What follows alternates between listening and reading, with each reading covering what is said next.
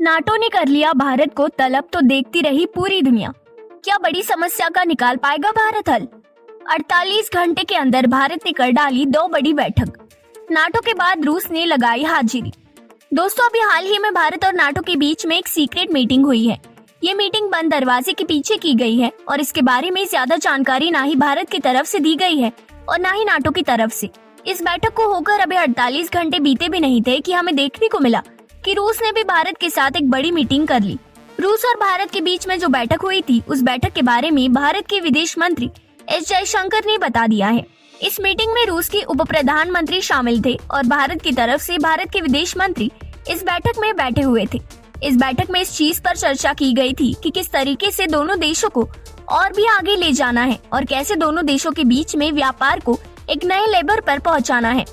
इसके अलावा इसमें चर्चा ये भी की गई थी कि जिस तरीके से भारत रूस व्यापार के बीच में भारत को बड़ा घाटा हो रहा है, उसको किस तरीके से कम किया जाएगा, इस विषय में भी बातचीत की गई थी।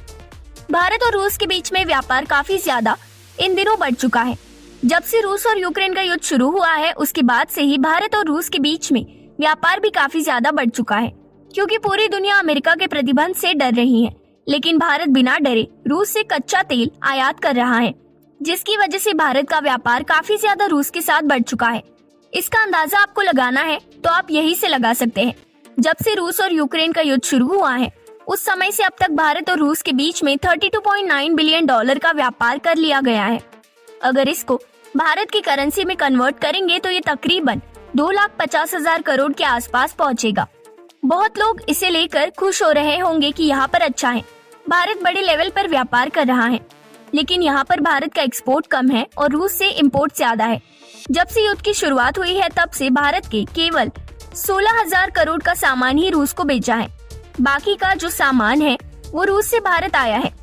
इसको लेकर भारत ने अब ये कह दिया है कि भारत की तरफ से रूस को भारत के सामान भी जाने चाहिए, जिसमें भारत दवाइयाँ और उपकरण जैसे सामान रूस को देने की बात कर रहा है, ताकि भारत और रूस के बीच में जो एक बड़ा व्यापार घाटा बन चुका है, उसे खत्म किया जा सके।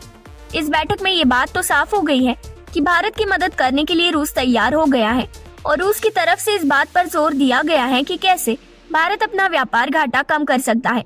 इसके लिए रूस ने भारत से ज्यादा सामान अपने को एक्सपोर्ट करने की बात को कहा है। वैसे आपको क्या लगता है, क्या भारत को अब रूस से कच्चा तेल लेना रोक देना चाहिए या फिर जब तक मौका है भारत को मौके पर चौका मारना चाहिए? आप अपनी राय हमें नीचे कमेंट बॉक्स में अवश्य लिखकर बताएं और इस वीडियो को ज्यादा से ज्यादा शेयर करिए ताकि सब तक ये जानकारी पहुंच सके।